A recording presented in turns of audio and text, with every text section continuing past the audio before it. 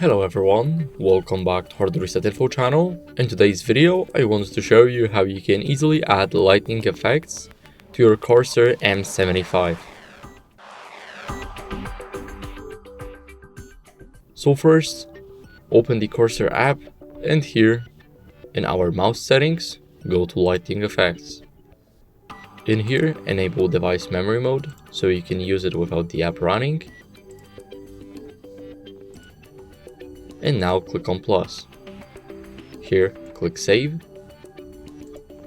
And now here, you can add lighting layers like watercolor, color pose, color shift, and many more. And that's it. Thank you guys for watching. Make sure to leave a like, subscribe, and see you in the next video. Bye.